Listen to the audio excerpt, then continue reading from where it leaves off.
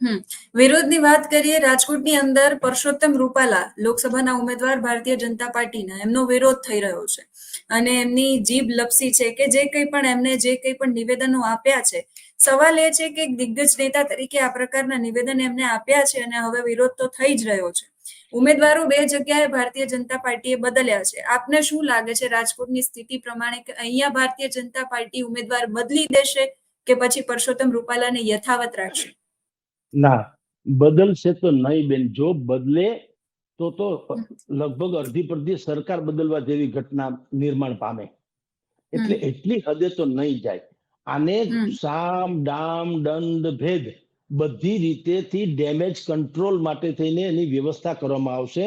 ભારતીય જનતા પાર્ટીના જે ક્ષત્રિય નેતાઓ છે, ભૂપેન્દ્રસિંહજી ચુડાસમા છે, પ્રદીપસિંહ જાડેજા છે, ધર્મેન્દ્રસિંહજી હકુબા જે કહેવાય છે, એ લોકો છે જામનગરના, આવા જેટલા પણ ક્ષત્રિય દિગ્ગજ નેતાઓ છે જેનું સમાજ ઉપર પ્રભુત્વ છે, આ બધાને એને અત્યારે કામે વળગાડ્યા છે.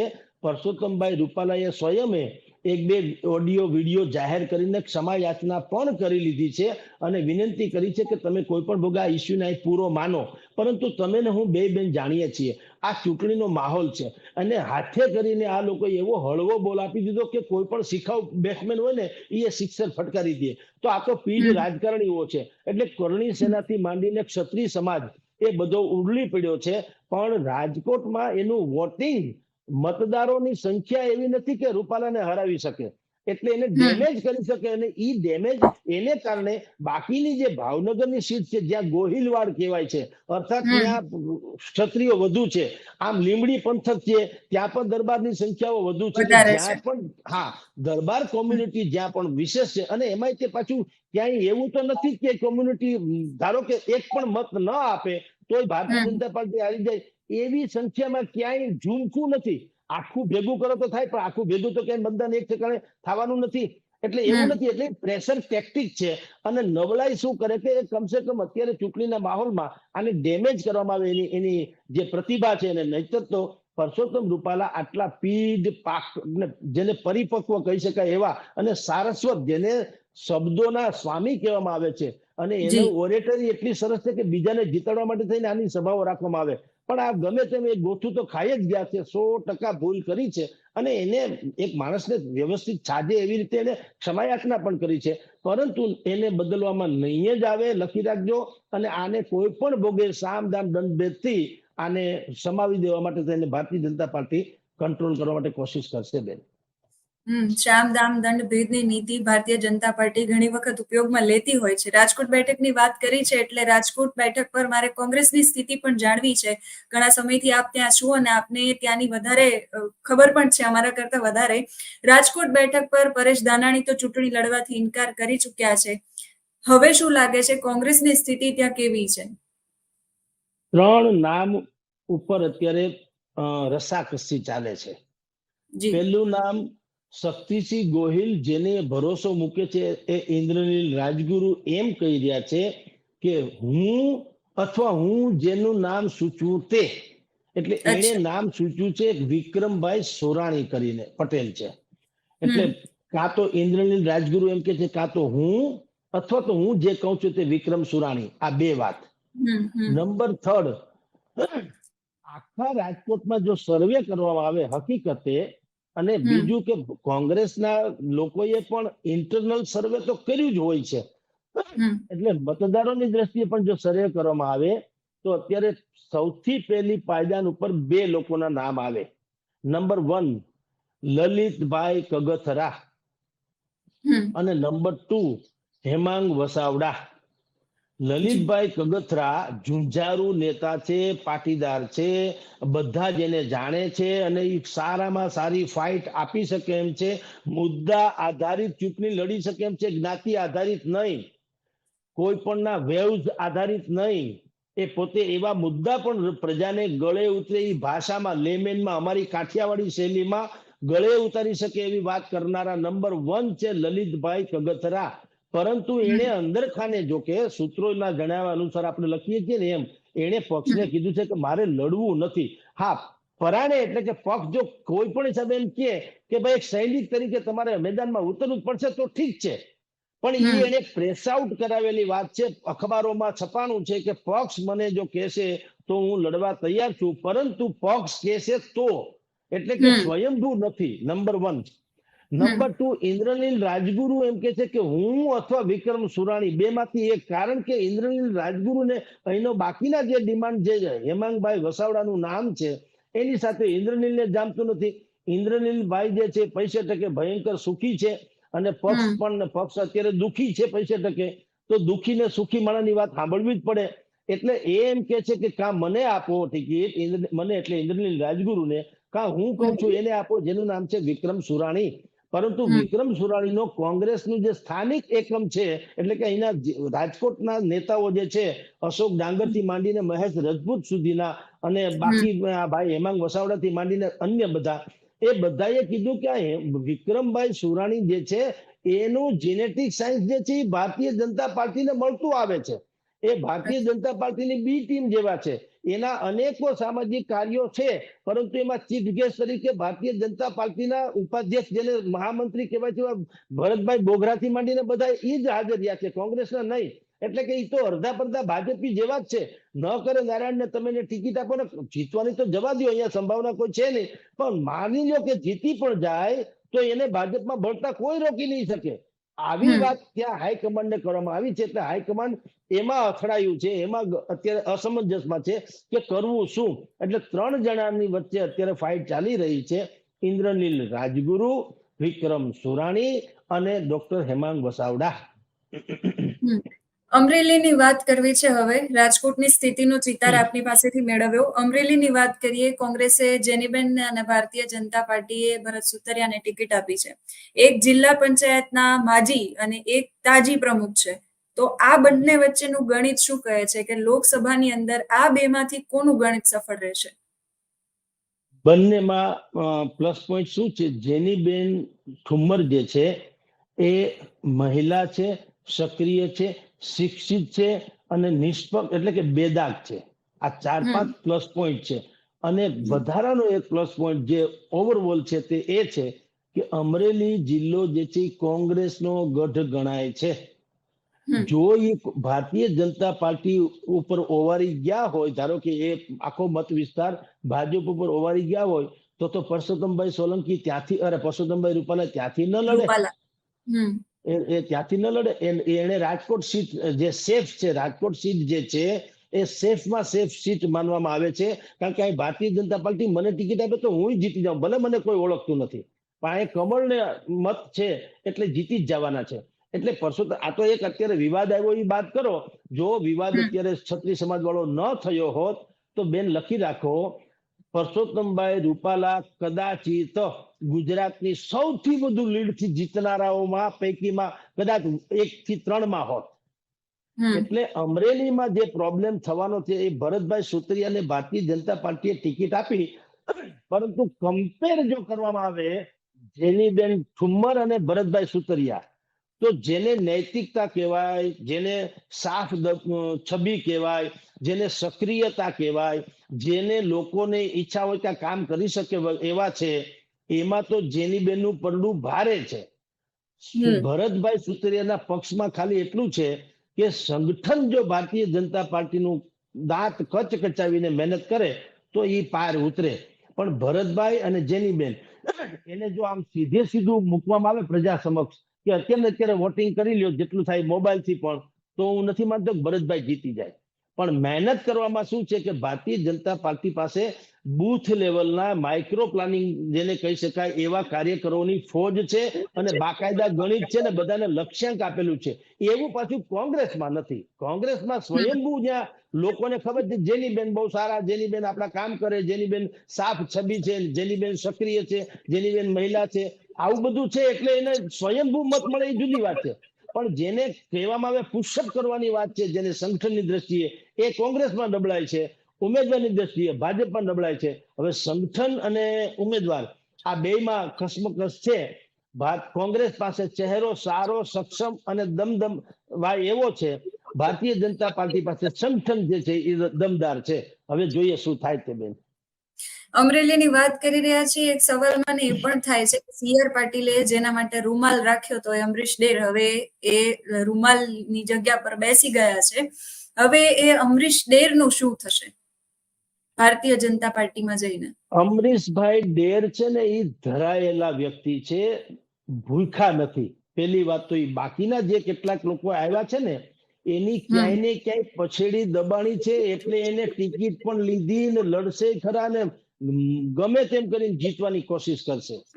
અમરીશ ડેરની એવી કોઈ છાપ નથી કે એને ધારો કે અત્યારે જેમ કે ટિકિટ મળી જ નથી ધારો કે, તો અમરીશ ડેરને કાંઈ પ્રોબ્લેમ નથી. એ એટલા બધા લોકપ્રિય વ્યક્તિ છે એના મત વિસ્તારમાં કે એ સ્વયં એક સંસ્થા છે એમ કહો તો ચાલે. મોરારી બાપુના પ્રીતિપાત્ર છે અને એક સુંદર હોસ્પિટલ એને બનાવી છે જ્યાં લાખો દર્દીઓ એનો લાભ લઈ રહ્યા છે, અને એની દુઆ જે છે, મેડિકલ સ્ટોરમાં દવા નથી મળતી એટલી દુઆ આને મળી રહી છે. સાંભળો, એટલે હવે એનું શું થશે એમ નહીં, એ તો ભારતીય જનતા પાર્ટી એનો શું લાભ લઈ શકશે પ્રશ્ન એ છે. જે મહાત્મા ગાંધીના ઓશિકા હેઠળથી દારૂની બાટલી નીકળે તો બાપુ આ રવાડા ક્યારે તરીકે એમ ના થાય. અહીંયા કોણે આ ગુસ્તાખી કરી એમ જ તપાસ થાય. બાપુમાં તો કોઈ સંત છે જ નહીં. અમરીશ ડેરનું એવું છે. એનું શું થશે નહીં, ભાજપ એનો સદુપયોગ કઈ રીતે કરી શકશે ન્યાથી થાય. કારણ કે અમરીશ ડેર છે અત્યંત લોકપ્રિય, યુવાન, લડત આપી શકે એવા, પાછા વિચારક પણ છે, તાત્વિક વિચારક કહું છું, કે જે બોલે તો એનો કઈક ગર્ભિત છે, એનો અર્થ નીકળતો હોય, બફાટ કરે એવા નથી. એટલે એનું ભવિષ્ય શું કરવા કરતા ભારતીય જનતા પાર્ટી એનો ક્યાં સદુપયોગ કરી શકશે એ મુદ્દો છે ભવિષ્યમાં જે થાય તે. બેન, હવે પોરબંદર વિશે વાત કરવી છે. પોરબંદરમાં મનસુખ માંડવિયા એમનો વિરોધ થઈ રહ્યો છે, પોસ્ટરો લાગ્યા છે. મોઢવાડિયા છે એને ભારતીય જનતા પાર્ટીએ પેટા ચૂંટણીમાં ટિકિટ આપી છે. તો બાબુભાઈ બોખીરિયા જે ઘણા સમયથી ભારતીય જનતા પાર્ટીના દિગ્ગજ, અને પોરબંદરમાં એવું મેં ક્યાંક વાંચ્યું હતું, હું પોરબંદરની રાજનીતિથી બહુ વાકેફ નથી, પણ મેં વાંચ્યું હતું કે ભારતીય જનતા પાર્ટીને લાવનાર જ બાબુભાઈ છે. તો હવે મોઢવાડિયાને ટિકિટ આપી છે એટલે બાબુભાઈનું પત્તું તો ત્યાં કટ થયું. તો શું બાબુભાઈને કદ પ્રમાણે વેતરવા માટે ભારતીય જનતા પાર્ટી મોઢવાડિયાને લાવી છે? આ જે આખું ગણિત છે એ શું કહી રહ્યું છે પોરબંદરનું ગણિત? જુઓ બેન, અર્જુન મોઢવાડિયા કોંગ્રેસનો આઇકોનિક ચહેરો હતા. સૌરાષ્ટ્રમાં અર્જુનભાઈને જુઓ એટલે તમને કોંગ્રેસને જોતા એવું જ લાગતા. બાકી બધા તો ઠીક જ છે. અર્જુનભાઈ આઇકોનિક વ્યક્તિ, જેમ ક્રિકેટમાં તેંડુલકર, બાકી તો રમે તો બધાય, બોલિંગ સારી કરે ત્યારે જીતાય, પણ તેંડુલકર એટલે વાત થઈ ગઈ પૂરી. ગાયક કલાકારમાં તમે લતા મંગેશકર કયો એટલે વાત થઈ ગઈ પૂરી, અમિતાભ એક્ટિંગમાં કયો એટલે વાત પૂરી. એમ કોંગ્રેસમાં અર્જુન મોઢવાડિયા એટલે વાત થઈ ગઈ પૂરી, કોંગ્રેસનો ચહેરો. અને એને ભારતીય જનતા પાર્ટીને સતર્ક એટલે કે તર્કબદ્ધ દલીલો સાથે એટલી બધી ભીંસમાં ભૂતકાળમાં લીધેલી છે કે લોકો માને કે આ લડાયક તો આ જ નેતા છે, એમાં કોઈ સંશય નથી. એટલે એને લેવા પાછળનું કારણ પણ એ છે કે તમારો કાંગરા નથી ખેરવા, આખો ગઢ અમે ખેરવી નાખ્યો છે એવું બતાવવા થાય, પ્રતિપાદિત કરવા થાય. નંબર 1. નંબર 2, તમે જે કીધું વાત સાચી છે કે બાબુભાઈ બોખરિયા જે છે આને લઈ આવ્યા, પણ આ તો એક થાળી કે દોનો ચટ્ટે બટ્ટે હે. આ બેના ધંધા ધાપા હરખા છે. એટલે અર્જુનભાઈને લઈ આવવાથી આનું પત્તું કપાઈ જાય કે આના પત્તું કાપવાથી અર્જુનભાઈને કાંઈ થાય નથી. બેના ધંધા એક જ, તો પ્રજાને ઉલ્લુ આપણે બનાવીએ છીએ કે રાઇવલ પક્ષમાં છે. રાઇવલ બાઇવલ ઠીક છે, એ તો રાજકીય છે, પણ ધંધા ધાપા સમાન છે, બેને સંબંધો સારા છે અને કોઈને કઈ પ્રોબ્લેમ આવે નથી. ને પક્ષ એવડો મોટો છે કે પક્ષની ગમે ત્યાં ગમે તે બોર્ડ નિગમના ચેરમેન બનાવી શકે, તમે એને સંગઠનમાં ક્યાંક લાવી શકે. બાબુભાઈ બોખરિયાને ભવિષ્યમાં ચૂંટણી થાય તો એને પણ પાછા ગમે તે પેટા ચૂંટણીમાંથી લડાવી શકે. એટલે સવાલ એ નથી કે બાબુભાઈ બોખરિયાનું પત્તું કપાઈ જાય. બાબુભાઈ બોખરિયા કોંગ્રેસ ભારતીય જનતા પાર્ટી માટે અહીંયા જુદી પ્રકારે જવાબદારી વાળું વહન કરી રહ્યા છે. જે કેટલીક અસામાજિક પ્રવૃત્તિઓ કે દાદાગીરી કરનારા તત્વો હોય તેને બાબુભાઈ થ્રુ હેન્ડલ કરી શકાય એમ છે. એટલે એ વાત પણ છે. અને પોરબંદરની રહી બેઠકની વાત લોકસભાની, તો એમાં મનસુખભાઈ માંડવિયા જીતી જાય ને તો ઘી, જીતી જાય તો 5 લાખ 12 લાખ તો જવા દો, જીતી જાય તો ભગવાનની દયા માન લેજો. અને એ પણ પક્ષને કારણે જીતી ગયા એવું માનવાનું, મનસુખભાઈને કારણે નહીં. કારણ કે આ જે પંથક છે, આખી સીટ જે છે પોરબંદરની, નામ જ પોરબંદર છે. પોરબંદરમાં કુતિયાણા અને પોરબંદર આ બે વિસ્તારો મેર કોમ્યુનિટીને પ્રોજેક્ટ કરનારા છે. બાકી બધે કડવા પાટીદાર, લેવા પાટીદાર વગેરે છે. પરંતુ આ સમાજમાં પણ એક તો ભારતીય જનતા પાર્ટીએ ટિકિટ ગમે તેને પટકાવી છે. આ મનસુખભાઈ માંડવિયાને ભાવનગર માટે થઈને આપવાની તૈયારી હતી ને છેલ્લા 1-2 વર્ષથી ભાવનગર માટે જ પ્રયાસ કરી રહ્યા હતા. બધું જ એને જે કઈ જાહેરાત કરી થી માંડીને જે કઈ કવાયત કરી બધી ભાવનગરમાં કરી.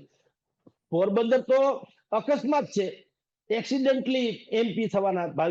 અને આ લોકોને શું જોઈએ છે? દરેકને પોતીકો માણસ જોઈએ છે. એમાં કોંગ્રેસે લલિતભાઈ વસોયાને આપ્યો છે. લલિતભાઈ તો તમારા ખભે હાથ મૂકીને વાત કરવા વાળા છે. એના રૂમાલથી તમારા આંસુ લૂછી નાખે એવી એની હસ્તી છે અને એની એવી કામગીરી ને કાર્ય પદ્ધતિ છે. એ તમારા શેઠે આવીને બેસી જાય. મનસુખભાઈને તો શેઠો છે કે શેઠો એટલે શું એ કદાચ ખબર નહીં હોય. આ તો પાળિયાનો ઇતિહાસ જાણે છે લલિતભાઈ. એને આપણી ભાષામાં કહીએ ને, આ તો ઉંદર નથી કહેતા. ગેરીલા પદ્ધતિથી તમારે યુદ્ધ કરવું હોય તો એ પદ્ધતિનો આ જાણકાર છે. વળી આ સીટ છે વિઠ્ઠલ રાદડિયાની છે. વિઠ્ઠલ રાદડિયાના પીએ હતા લલિતભાઈ વસોયા, એટલે વિઠ્ઠલભાઈની રણનીતિના પણ જાણકાર છે. અને પટેલ સમાજને તો એટલી ખબર છે ને કે ન કરે નારાયણને મનસુખભાઈને જીતાડી બી દઈએ, જે એની સંભાવના તો છે જીતવાની, પણ જીતાડી દઈએ તો એ શું કે છે કે તમારે મારું કઈ કામ હોય તો ફેસબુક, વોટ્સએપ, ઇન્સ્ટાગ્રામ, દિલ્હી ગમે ત્યારે આવજો. તો દિલ્હી કોણ ભોગ્ય બજાય? મારા ખેતરમાં ભૂંડ ગરી જાય તો મારે દિલ્હી જવું ફરિયાદ કરવા? લલિત વસોયા હોય તો લાકડી લઈને 5 જણાને મોકલે, કાઢો ભાઈ પેલા ભૂંડને, પછી બધી વાત કરીએ. અમારે કામ આવું છે, જે હાથ વગા જેને કહેવાય અડધી રાતનો ઉજાગરો અને અડધી રાતનો જાગતલ માણસ હોય એ લલિત કગથરામાં છે. એટલે પોરબંદરની બેઠક ઉપર ફાઇટ જબરી થવાની. ભારતીય જનતા પાર્ટીએ ભાગ્યે જ કરવી પડે એવી મહેનત પોરબંદરમાં કરવી પડે એમ છે, અને છતાંય ફતેહ થઈ જાય તો એના ભાગ્ય. એટલે પોરબંદરમાં જબરી ફાઇટ થશે. અંતિમ સવાલ મારો આપને, ટનાટન રાજનીતિ ફરી આજથી ગુજરાતમાં શરૂ થઈ છે અને પરેશ ધાનાણી ટનાટન રાજનીતિ, ટનાટન શબ્દ સાથે ફરી મેદાનમાં ઉતર્યા છે. લોકસભા 2024માં 2004નું પુનરાવર્તન પાક્કું આવું કહી રહ્યા છે. સામે પક્ષે એમને જે છે ઘણા બધા એમના પર પણ પ્રહારો કરવામાં આવી રહ્યા છે, પરેશ ધાનાણી પર. સવાલ મારો આપને એ છે કે પરેશ ધાનાણી શા માટે ફરી આટલી બધી એક્ટિવનેસ દેખાડી રહ્યા છે? ચૂંટણી લડવા માટે તો ના પાડી રહ્યા છે. બેન, હળવો દડો કોઈ ફેંકે તો ક્રિકેટમાં જે સારો જાણકાર બેટ્સમેન હોય, શું કામ ચોખ્ખો છક્કો ન ફટકારે? ભારતીય જનતા પાર્ટી આવી તક આપી તો પરેશ ધાનાણીને ધણધણાટી કરવાનું મન થયું ને. તમે આવી સ્થિતિનું નિર્માણ થવા જ શું કામ દીધું? ભલે અત્યારે ભારતીય જનતા પાર્ટી વાળા ગમે તેટલું કે છે, એની સામેના જવાબ શું આપ્યા ભાજપે મને ખબર છે. એ એમ કે છે કે તમારે જગદીશ ઠાકોર થી માંડીને આટલા લોકોએ તો રણછોડ બની ગયા છે, લડવા જ માંગતા નથી. તો એ સ્થિતિ ટનાટન ગણાવી જોઈએ, અમારી નહીં. ભાઈ, એ પક્ષ તો પહેલેથી આપણે જાણીએ છીએ, છેલ્લા 15-20 વર્ષથી પક્ષ વિપક્ષમાં જ છે. એટલે એની ત્યાં તો કાંગરા ખરેલા જ છે, સમજી લ્યો. તો મરેલાને મારવાનો કોઈ અર્થ નથી, પડેલાને પાડવાનો અર્થ નથી. તમે કોલર ઊંચા કરીને કહો છો અમે શિસ્તબદ્ધ પાર્ટી છીએ, અમે તો હાઈકમાન્ડ કીએ એમ અમારે ત્યાં તમામ સૈનિકો છે, અમારા હાઈકમાન્ડનો આદેશ જે છે એને કોઈ અવગણતા નથી. તો શું થયું બનાસકાંઠામાં, શું થયું વડોદરામાં, અને શું ભવિષ્યમાં ક્યાં શું નહીં થાય? તો ચિથરા તો તમારે હાથે કરીને ઉડ્યા છે ને. ભારતીય જનતા પાર્ટીએ આ વખતે ચૂંટણીના વિતરણ કરવામાં એટલી બધી ગમે તે ઈ પોતાની રીતે ભલે મહારત હશે, કારણ કે હું અહીંયા છું ને ઈ ત્યાં છે, એટલે એનામાં બુદ્ધિ નથી એવું કેવું આપણે તો વધારે પડતું કહેવાય ને, કારણ કે તો આપણને ન લઈ જાય. એટલે ઈ એની ગણતરી પ્રમાણે જે હોય તે. લોકોમાં શું ભાવ પડી છે કે એને એટલી બધી થાપ ખાધી છે કે મૃતપાય અવસ્થામાં રહેલી કોંગ્રેસને સંજીવની આપી દીધી.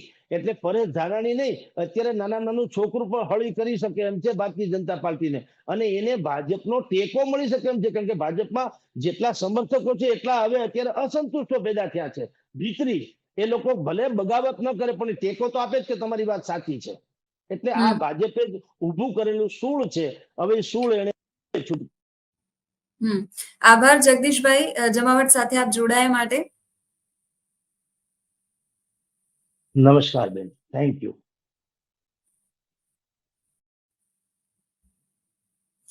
તો જગદીશભાઈ મહેતા આપણી સાથે જોડાયા, સિનિયર જર્નલિસ્ટ, અને આપણને જ ગુજરાતની અને ભારતીય જનતા પાર્ટીની અને કોંગ્રેસની પરિસ્થિતિ છે એનો ચિતાર આપ્યો. ઘણી બધી માહિતીઓ એમણે આપી કે અમુક બેઠકો પર ભારતીય જનતા પાર્ટી છે એના માટે અઘરા ચઢાણ છે, ખાસ કરીને સૌરાષ્ટ્રની બેઠકો અને કચ્છની બેઠકો ખેર કચ્છ વિશે તો આપણે બહુ વાત નથી કરી, ફરી પ્રયાસ કરીશું એમને જોડીને કચ્છની રાજનીતિ વિશે જાણવાનો. અત્યારે આ વિડીયોમાં બસ આટલું જ. આપ ભારતીય જનતા પાર્ટીની સ્થિતિ, ગુજરાતની રાજનીતિ અને લોકસભાની ચૂંટણી વિશે શું વિચારો છો અમને કમેન્ટ કરીને જરૂરથી જણાવજો. નમસ્કાર.